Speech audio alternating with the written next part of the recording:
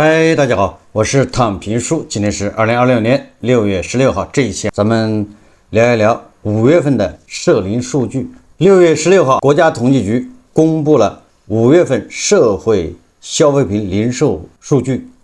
通过这个数据我想大家也看了，说明什么呢？只能说明牛马们的裤腰带勒得更紧了，有的人甚至都要勒断了。为什么这么说？根据国家统计局公布的数字，5月社会消费品零售总额同比下降 0.6%， 增速低于上个月 0.8个百分点。上个月就是4月份不是增长 0.2% 同比，现在5月跟上个月5月同比，跟去年的5月同比下降 0.6%， 那也就是说你跟4月份比，那增速就低于 0.8个百分点了，是2022年年底以来首次为负，就是社零数据是负增长。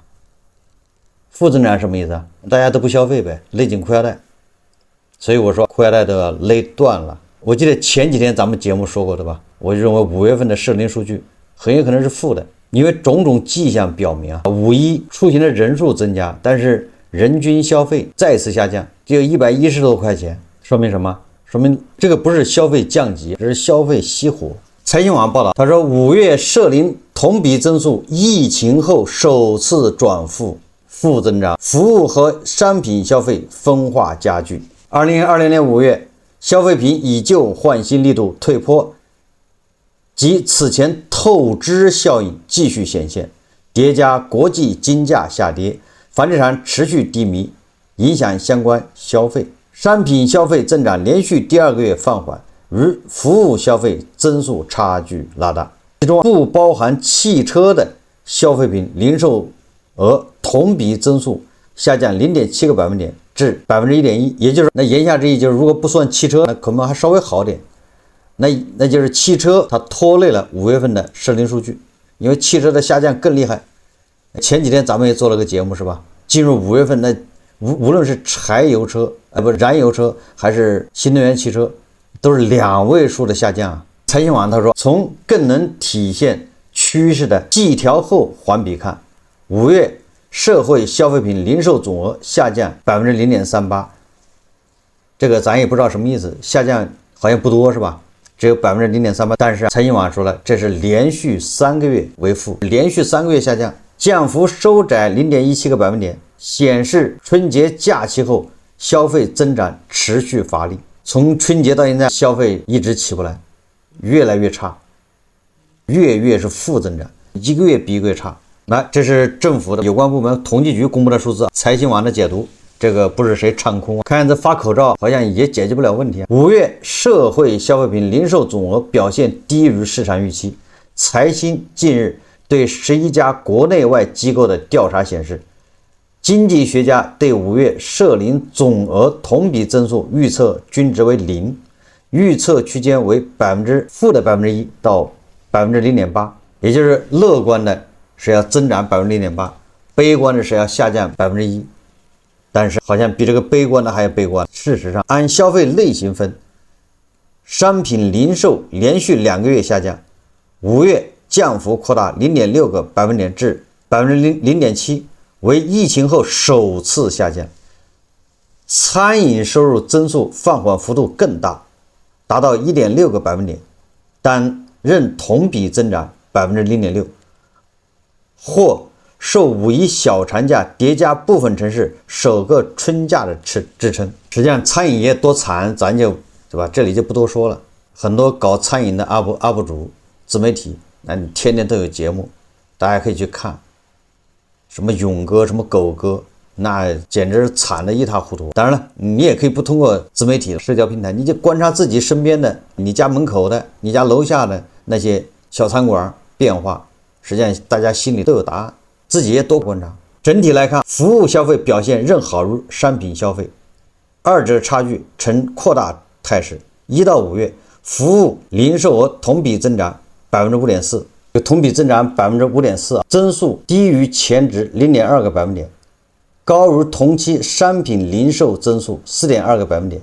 它这个服务消费指什么？咱们简单理解，非商品零售的部分都叫服务消费。商品零售就简单，你买衣服的，买个电视机，买个手机，买个汽车，你买的这有形的东西，你给了钱，人家把东西交给你，这是商品零售。那商品零售之外的，那就是服务。你比如说家政、保洁，买机票，你坐飞机从北京坐到上海，它也不是什么个商品，它是个服务，把你从北京送到上海去了。高铁票，像这些，你比如旅游，你买了个门票到景区看，它这不是有形商品，它是一种服务。所以说像这些都算服务消费。你旅游、坐高铁、坐飞机等等，看演唱会、请个家政，实际上餐饮也算服务消费。服务消费也就是还可以，跌幅没那么大，同比还增长了 5.4%， 增速低于前值 0.2个百分点，就是1到5月加在一起，比商品消费要好一点。那这怎么解释？一会儿我们再说。由于社零数据仅包含商品零售和餐饮收入，餐饮以外的服务零售并未包含其中。为更好反映消费全貌，国家统计局首次正式公布了社会消费商品和服务零售总额增速，1到5月同比增长 2.8%， 与上个月新闻发布会披露的数据相比，放缓 0.4个百分点。咱们举简单例子，我这收入不行了，但是有关部门考虑到要尊重一下我这个脆弱的自尊心，所以说他把马云收入也跟我放在一起来算平均值。这么平均值一算，我这收入好像比上个月还增长了。因为马云收入又增长了，他跟我一平均，就这意思。反正你这个社零数据以前是只包含商品零售和餐饮收入，这个已经越来越难看了。那好，那把服务零售算进去，结果把服务零售算进去之后，虽然数据稍微好看点，但是它也是下降趋势，这增速也是放缓 0.4个百分点。那你说咋整？国家统计局新闻发言人、总经济师、国民经济综合统计司司长傅林辉在6月16日国新办发布会上表示综合商品和服务消费的总体情况来看，消费市场稳定运行、提质升级的态势没有改变。高质量发展，就大家也记住了。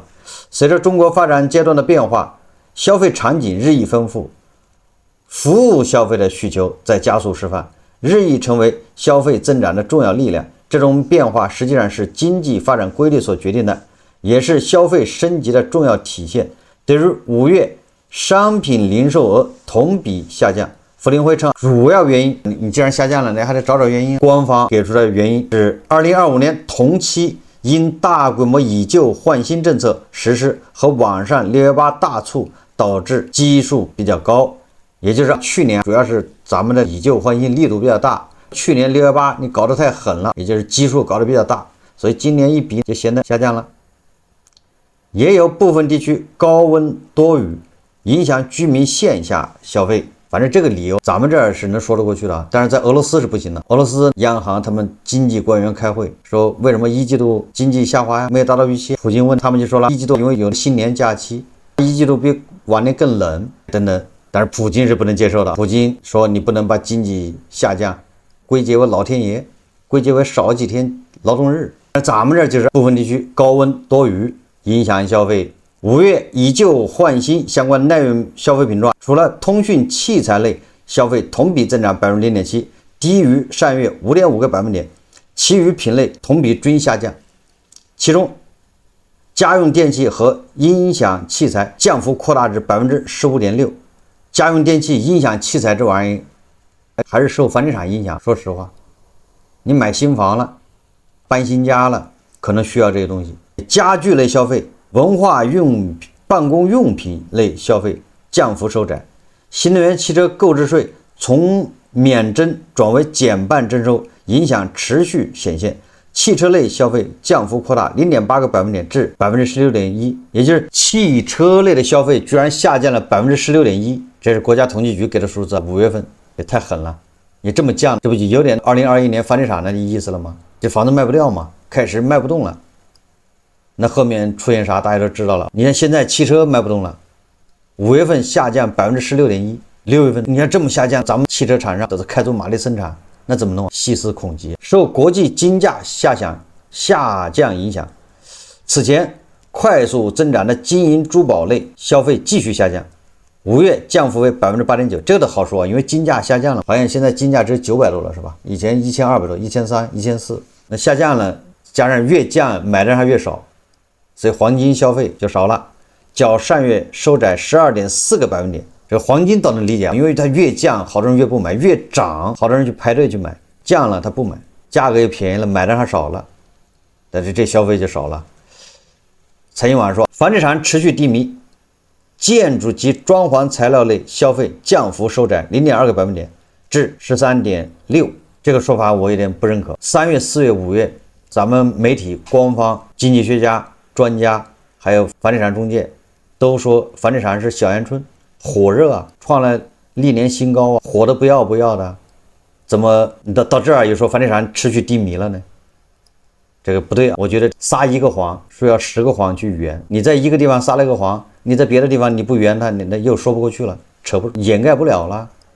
统计局公布这个社零数据的时候，你又说什么房地产持续低迷，说楼市的时候又说楼市小阳春回暖创新高，这到底信哪一个呢？对吧？把牛马和韭菜都搞晕了，糊涂了。怪不得地保老人普京发火啊！基本生活类商品中，粮油、食品类、烟酒类消费增速虽有回落，就这粮油、食品、烟酒消费都有回落，但仍高于整体社零增速，也就它还没有负增长。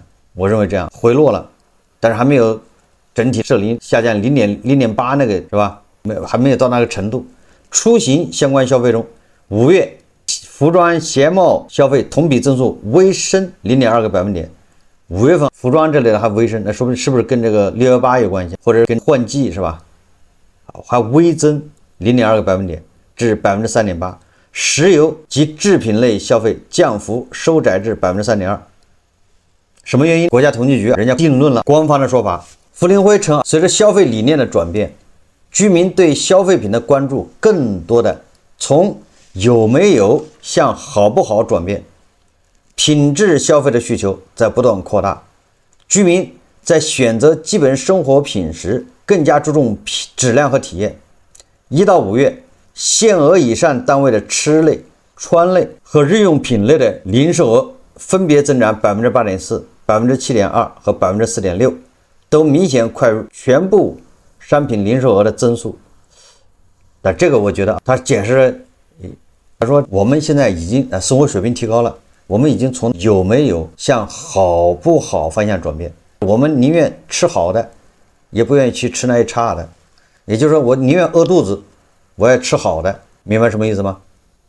就是说有没有向好不好转换。所以说他举了例子，但是你看高档酒店就是限额以上的单位吃穿同比的增长了 8%、7%、6%，那不错的。那这个怎么解释？我想还有一种解释的，那就是有钱人敞开肚皮吃呗，牛马和韭菜继续勒紧裤腰带不吃，要不然你解释不了的。那你说整体上它是在下降的，是负增长，你限额以上的又在增长，限额以上就高档的有档次的那酒店吃穿都在增长，但是我们总过的又在下降。那还有一种解释就是牛马勒紧裤腰带，就是死活不消费。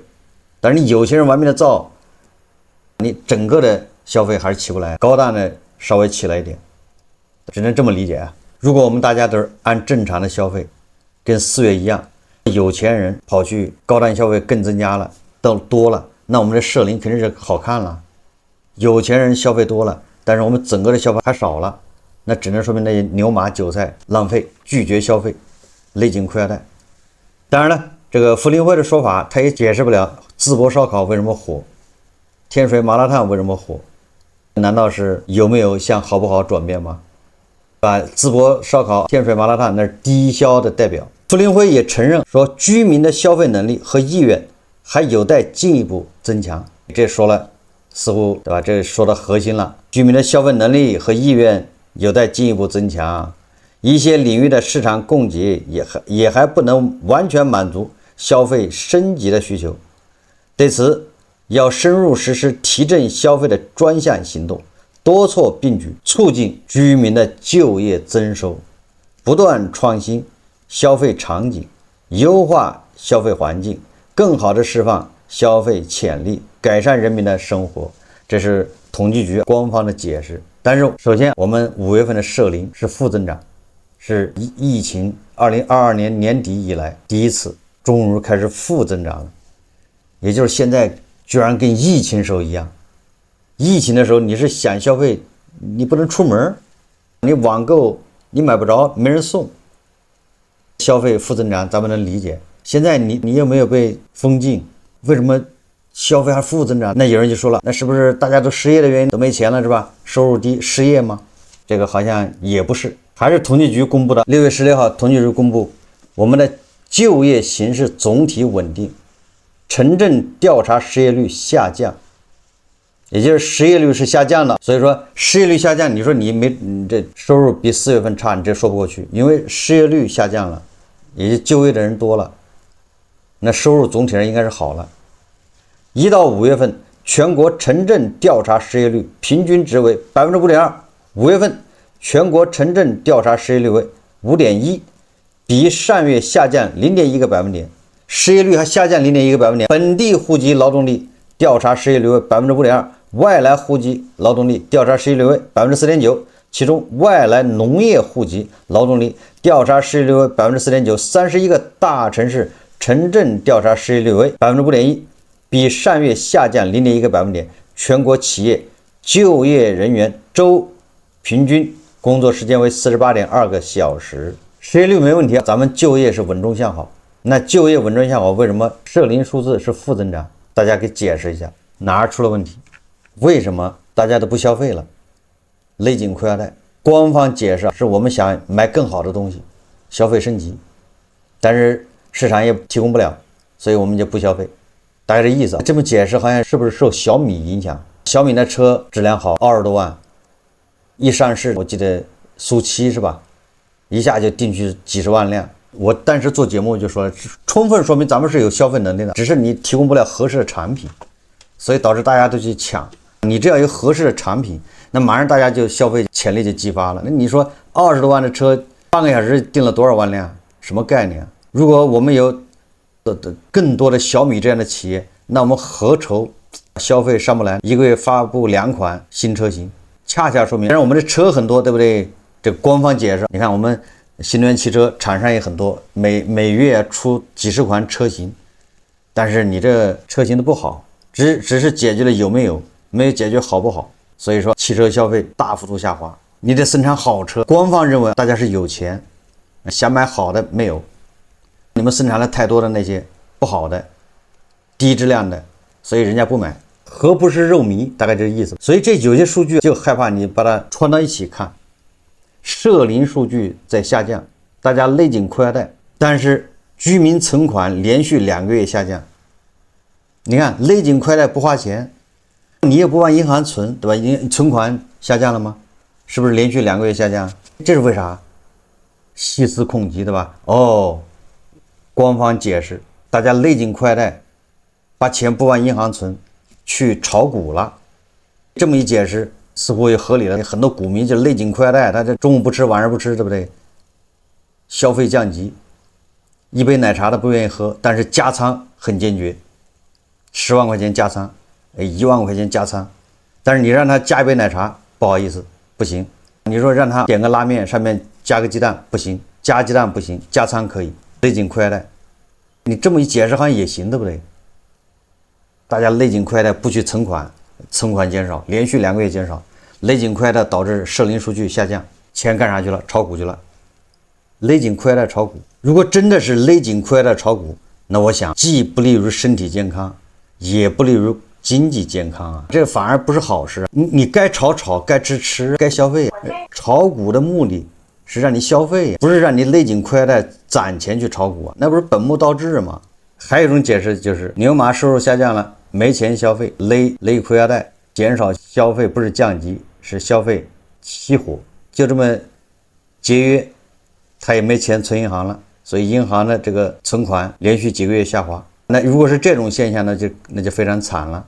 刚才国家统计局公布的数据里面，社零数据它提到2个方面，一个是618电商，一个是烟酒。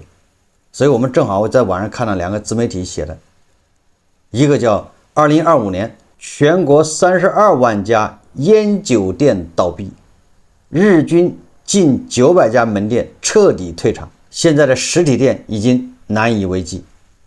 他说：“你们家的楼下的烟酒店还在吗？”中国烟酒流通业协会2026年5月数据说非常冷。2025年全国32万家烟酒店倒闭，日均近900家门店彻底退场。巅峰期全国约560万家，如今不足430万家，5年累计消失超过130万家，就是那个烟酒店呢。曾经的低门槛稳收益的生意，如今成了实体店的重灾区。同一个街区开店的亮哥，用20年从业经历道尽了这一行的辛酸。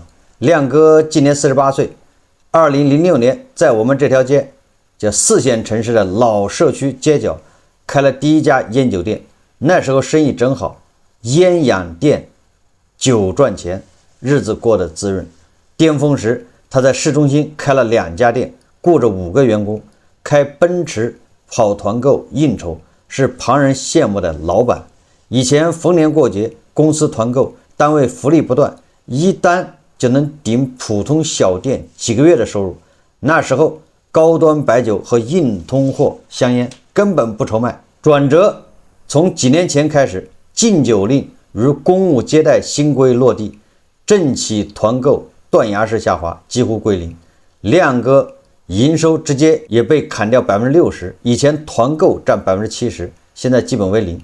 更致命的是香烟价格倒挂，2026年起超72%的卷烟进价大于零售价，卖一包亏一包，不卖又影响烟草证的评级。现在烟是卖的越多亏的越多，但为了保住订货资格，又不得不卖。2024年下半年，亮哥关掉1家店，缩减人工。2025年年底实在撑不住，白天跑滴滴，晚上守店到深夜。房租每月1万2，水电人工固定开销2万多，现在日均营业额不足2000，纯亏。2026年行业洗牌还在继续，行业预测2026年烟酒店数量再减17%到22%，也就是至少1/5的要关门，每天仍有几百家关门。亮哥说，干了20年，从风光到落魄，不是不努力，是时代变了。烟酒店的倒闭潮不仅是一个行业的兴衰，更是当下实体经济阵痛的真实缩影。药店、眼镜店、日装店、服装店，传统靠信息差、渠道差赚钱的生意都在集体退潮。实体经济的难，只有亲历者才懂。每一家关门的烟酒店背后，都是一个家庭的挣扎与无奈。不光实体店这样呢，实际上线上也不好。所以说要说到618，因为我感觉今年的618明显的是静悄悄的，好像没有618一样，以至于我都怀疑今年还有没有618，因为我的好像没有收到什么广告，刷 APP 的时候打开也不给我强行弹那个618广告了。网上有个帖子叫今年的618静的让人心慌。往年的618是热闹之中藏着焦虑，而今年的618是冷清里藏着无奈。做电商10年，今年618是我体感最冷的一届大促。很多朋友可能不清楚，今年618第一波早在5月21号就准时开启了。往年这个节点，所有的电商圈都热火朝天，所有人都在盯紧数据，备战订单，满眼都是蒸蒸日上的行业氛围。现在回想起来，其实还挺怀念那段有盼头的日子。可今年一切都悄无声息，我朋友圈刷不到任何618相关动态，同行商家群也很冷清，没有多少讨论度，没有多少交流，连以往满天飞的抱怨声都消失不见。不少人都在疑惑，难道大众消费者彻底忘记了618吗？还是不在乎活动？其实我想并不是被遗忘，只是今年的生意非常冷清，冷清到商家都没了表达的欲望，消费者没有购买的欲望。往年的618是热闹之中藏着焦虑，今年618是冷清里面藏着无奈。为什么所有人都沉默了？核心原因只有两个：商家麻木了，消费者疲倦了。现如今，电商平台活动早已泛滥，月月有小促，周周有优惠，直播间天天低价破价。曾经万众期待的6月8全年最低价光环彻底破碎。对消费者来说，每一天都是活动日，每一天都有低价优惠。大家早已看透所有的营销套路，不再熬夜蹲守预售，不再盲目冲动囤货，全民进入，这是重点，重点是全民进入非必要不消费的理性阶段。大促再也敲不动大众的消费热情，而身处一线的中小商家更是在连年内卷里耗尽了所有心气，一次次亏本冲销量，一次次高额投流换来自然流量，一次次跟风大促冲刺，换来的只有越来越薄的利润和越来越疲惫的身心。我们慢慢看清现实，大盘消费疲弱无力，流量越来越分散，中小商家获取流量越来越贵，越来越难。既然吐槽改变不了行业大盘，抱怨改变不了平台规则，再多情绪宣泄都只是自我内耗。索性所有人都选择闭嘴，选择沉默，这都不需要发口罩的，你不发口罩他也沉默，累了不想讲了。电商销量下滑，当然跟电商的促销跟电商自身有密不可分的关系。这些电商啊，我记得前不久国家工商总局应该约谈了这些平台，这些平台约谈平台什么？主要是100亿什么让利是吧？各个平台都是100亿让利，但实际上没有。这些平台你只敢在国内做这样的宣传，到了国外你只要这么一宣传，立马罚你倾家荡产。人家真的是看你有没有补贴100亿，你别给我在这广告。但是在国内就这么搞了几十年，现在终于国家总局看不过去了，约谈这些平台规范。我这举的只是一个例子，也就是电商销量下滑跟平台有关系，但是我觉得最重要的关系还是消费者理性了。怎么理性了？就他口袋没钱呢，他也觉得赚钱越来越难，所以他干脆能不花就不花了，这叫极致理性。咱们以前说过，最早的时候叫冲动消费，所以那个时候电商你只要展示的好，那大家就会买。至于这东西买回有没有用不知道，冲动但是觉得有用，但是买回来之后好像放那儿就在那儿腾灰占地方，根本就没用过。那是过去冲动消费，到后面什么？到后面叫追求性价比。什么叫性价比？你逛直播间或者逛平台的时候，突然发现这个衣服还挺便宜，或者这个剃须刀挺便宜，好便宜，你就买了，因为便宜，性价比高。但是很多买回来虽然便宜，但是你也用不上。第三种就是什么？第三种就变成了你再便宜我也不买，我不需要的我就不买。买任何东西不以价格贵和便宜了，是实用。你这东西我到底用不上，我现在是不是需要？如果真的需要这个，我再考虑买。不需要这个，你是再便宜，你就1块钱我也不要。这叫人越来越理性。这样你只要这么去做，你老做减法，你就发现你很多东西根本就不需要。你也不需要手上戴个手串，脖子上也不需要戴个项链，什么手表戴不戴都可以吗？你做减法，你就发现越减你的需求越少。这么减下去的，你就基本上没有消费，还有什么消费？你除了一日三餐馒头加榨菜，维持最低的这种生物上的存在就够了。极致理性。为什么？因为大家觉得钱越来越难挣。我今年还能赚点钱，那我明年就赚不到钱了，对不对？我明年我就下岗了。现在公司就已经开始考核了，公司已经开始各种 KPI， 各种天天开会，天天加班，一看气氛就很紧张了。这明年不一定有我了，对不对？大家都很紧张。你现在一个月1万能解决问题，一个月1万块收入能解决问题，甚至日子过得还不错。但是明年突然你没工作了，你一下不就傻了吗？一旦离开了这1万块钱一个月，那你干啥？没有了收入，对不对？所以说大家都很担心，很紧张。那紧张怎么办？那就只能勒紧裤带，是吧？能不花的坚决不花。所以你看，社零数据已经开始负的了。实际上，本来去年年底就开始转负，后来因为金价上涨，海湾那儿又打仗，乱七八糟的，导致物价输入通胀，社零数据才往上弹了一下。到现在到5月份确实不行了。